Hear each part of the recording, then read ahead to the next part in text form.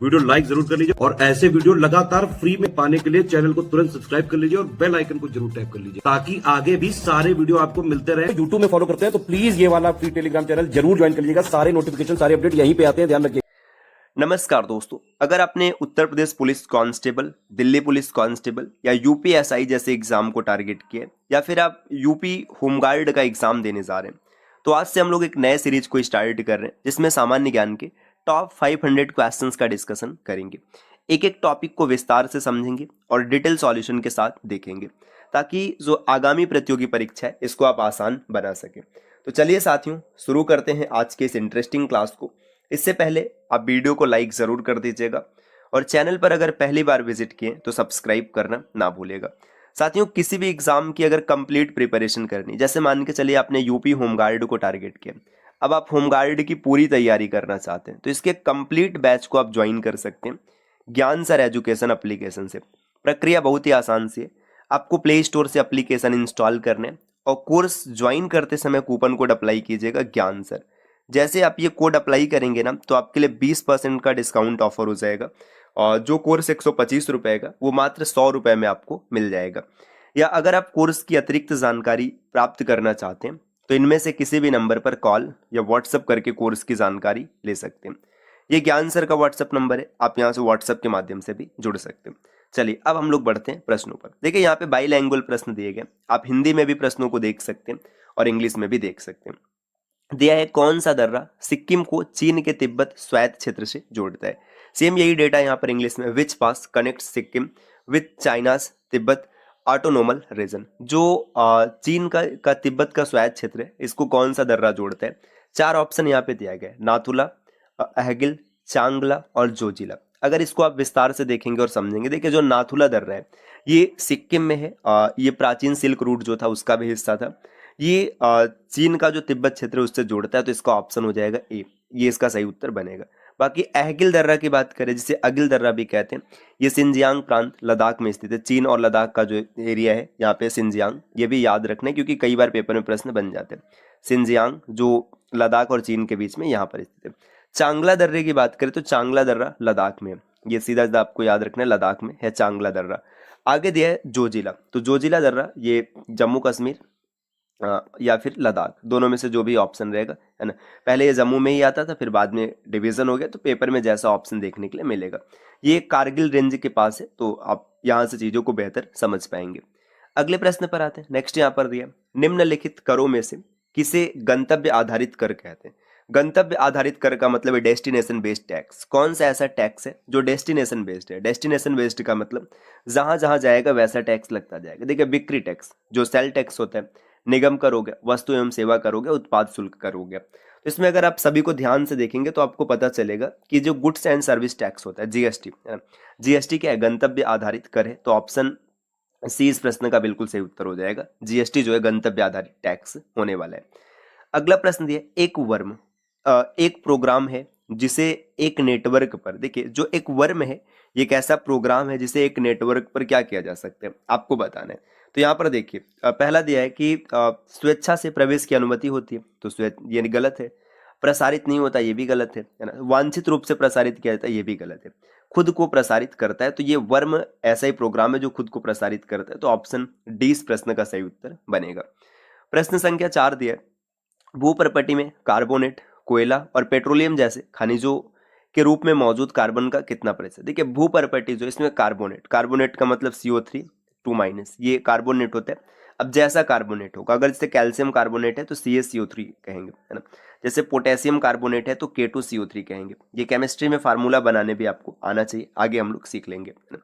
कोयला, कोयला का मतलब कार्बन होता है ना। पेट्रोलियम मतलब जो पेट्रोलियम पदार्थ है, इसमें इस कार्बन का कितना प्रतिशत मौजूद है। तो देखिए बहुत क्लोज ऑप्शन दिए हैं, 0.04%, 0.03, 0.01, 0.02। अगर आपको पता है तो आप टिक करेंगे, नहीं तो फिर गलत हो जाएगा। इसका सही आंसर है ऑप्शन डी, 0.02%। अगले प्रश्न पर आएंगे। नेक्स्ट यहाँ पर दिया, उस बिंदु को क्या कहा जाता है जहां भूकंप के दौरान ऊर्जा का निष्कासन होता है। तो ऐसा पॉइंट क्या होता है जब भूकंप आता है तो वहां से ऊर्जा का निष्कासन किया जाता है, तो इसको हाइपोसेंटर कहते हैं। हाइपोसेंटर ऑप्शन सी में दिख रहा है, अब केंद्र हिंदी में हो जाएगा। अधिकेंद्र, गुरुत्व केंद्र तो नहीं होगा ही नहीं क्योंकि ये ग्रेविटेशनल पॉइंट है। विवर्तनिक टेक्टोनिक केंद्र ये भी नहीं, हाइपो सेंटर या फिर अवकेंद्र हिंदी में बोला जाएगा।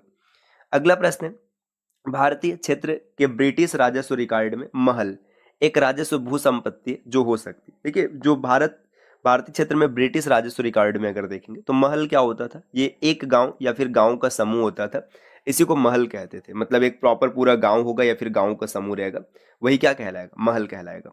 प्रश्न संख्या 7 दिया, भारत में निम्नलिखित में से कौन सा मौसम सस्य नहीं है। मौसम सस्य का मतलब क्रॉपिंग सीजन। अब देखिए यहाँ पे भारत में 3 मौसम सस्य चलता है, जायद है, रवि है, खरीफ है। अब बरचन नहीं होगा तो ये इसका सही उत्तर हो जाएगा। अब कई बार ऐसा प्रश्न आ जाता है ना कि इनका सीजन क्या है, जैसे जायद का सीजन क्या है, तो याद रखना मार्च टू जून, है ना। मार्च टू जून कहने का मतलब मार्च में इसकी खेती बुआई की जाती है, जून जुलाई के आसपास कटाई हो जाती है।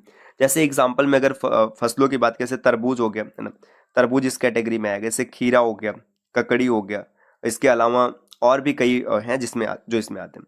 जैसे रबी की बात करें तो रबी का जो फसल है ये अक्टूबर नवंबर के आसपास इसकी बुआई होती है, और ये आप देखेंगे तो अक्टूबर नवंबर में बुआई होकर के ये मार्च के आसपास इसकी कटाई हो जाती है ना। जैसे इसमें अगर आप देखेंगे तो विशेष तौर पे गेहूं हो गया, जौ है, सरसों है, ये सब आते हैं, है ना। खरीफ की बात करें, खरीफ की जो फसल है इसकी बुआई होती है जून जुलाई के आसपास, जून जुलाई के आसपास होती है, और फिर आगे आप देखेंगे तो फिर अक्टूबर, सितंबर अक्टूबर के आसपास कटाई होती है। जैसे धान हो गया, धान के अलावा मक्का हो गया, बाजरा हो गया, तो ये सब इस श्रेणी में आते हैं। तो तीनों आप याद रखिएगा। अगर आप इसको एक क्रम में लगाना चाहेंगे तो सबसे पहले से अगर हम रबी को सेट कर दे, फिर इसके बाद आएगा खरीफ, और खरीफ के बाद आएगा जायद, सॉरी रबी के बाद आएगा जायद, और जायद के बाद आएगा खरीफ, है ना। इस तरीके से चलता है, क्योंकि गेहूं की जब कटाई होती है, गेहूं के कटाई के बाद फिर से अगला साइकिल यहाँ से शुरू होता है। आप तो ये आपको साइकिल भी याद रखना है। आगे दिया है माइको शाकनाशी, है ना, जिसको माइको हर्बिसाइड कहते हैं। ये प्राप्त मतलब पौधा नाशक होता है। ये किससे प्राप्त? देखिए माइको शब्द जहां भी आएगा, ये शब्द हमेशा स्टार्ट प्रयोग किया जाता है फंगस के लिए, है ना। फंगस मतलब कवक के लिए। देखिए जो फंगस का अध्ययन होता है उसको माइकोलॉजी भी कहा जाता है। तो माइको शब्द देखते ही आपको कवक को टिक करना है, ऑप्शन सी इसका उत्तर हो जाएगा। विषाणु होता तो वायरो शब्द आता है ना। अगर सैवाल होता तो एल्गो शब्द आता है, क्योंकि एल्गी कहते हैं, और ये बैक्टीरियो शब्द आता है ना। तो यहाँ पे माइको शब्द है तो इसका मतलब है कवक से जुड़ा है। प्रश्न संख्या 9 यहाँ पर दिया गया कि क्लाउड कंप्यूटिंग, है ना, में LAAS का पूर्ण रूप क्या है ना। माफ कीजिएगा, आई है, मैं एल बोल गया यार, मैं क्या देख रहा हूँ। IaaS इसका पूरा नाम क्या होगा आपको ये बताना। तो आई मतलब इंफ्रास्ट्रक्चर, ए मतलब एज अ सर्विस, है ना। तो इसका पूरा नाम हो जाएगा इंफ्रास्ट्रक्चर एज अ सर्विस। मैं शुरू में इसको देखा ना तो मुझे ऐसे हल्का सा एल के जैसे दिखा, इसीलिए गलती से एल बोल दिया, है ना। तो इंफ्रास्ट्रक्चर एज अ सर्विस इसका पूरा नाम होता है, इसको याद रखना। प्रश्न संख्या 10 दिया गया, 2011 के जनगणना के अनुसार जो केंद्र शासित प्रदेश है इसमें आपको बताना है कि किसका जनसंख्या घनत्व सबसे कम है। तो केंद्र शासित प्रदेश में देखिए सबसे अधिक जनसंख्या घनत्व की बात करें तो दिल्ली की है ना, और सबसे कम किसका है तो अंडमान निकोबार द्वीप समूह है। तो ऑप्शन ए इस प्रश्न का उत्तर हो जाएगा। तो साथियों प्रश्न संख्या 11 दिया है, निम्नलिखित में से राष्ट्रीय कृमि रहित पहल नेशनल डिवॉर्मिंग इनिशिएटिव के अभिप्रेत लाभार्थी कौन थे। सेम यही डेटा यहाँ पर इंग्लिश में भी दिया गया कि beneficiaries of national deworming initiative. National deworming initiative क्या है, सबसे पहले तो ये चीज समझिए। देखिए 2015 में स्टार्ट की गई एक पहल थी जिसका प्रमुख उद्देश्य था 1 से 19 वर्ष के जितने भी बच्चे हैं उनको उनका डिवॉर्मिंग किया जाना, मतलब उनमें कृमि जो है उसे मारा जाना।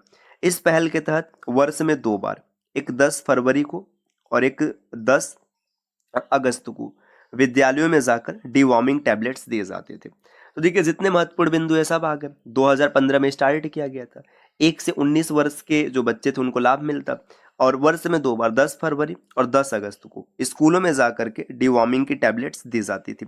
तो ऑप्शन अगर आप देखेंगे तो 1 से 19 वर्ष के जो बच्चे हैं इन्हीं को लाभ में होगा। तो ऑप्शन 20 प्रश्न का उत्तर बन जाएगा। अगला प्रश्न दिया गया कि 1849 ईस्वी में परमहंस मंडली की स्थापना कहाँ की गई थी।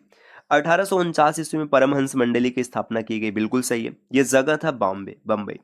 परमहंस मंडली की स्थापना किसने किया था तो दादोबा पांडुरंग, ये भी आपको नाम याद रखना, दादोबा पांडुरंग ने इसकी स्थापना की थी, ये नाम याद रखना।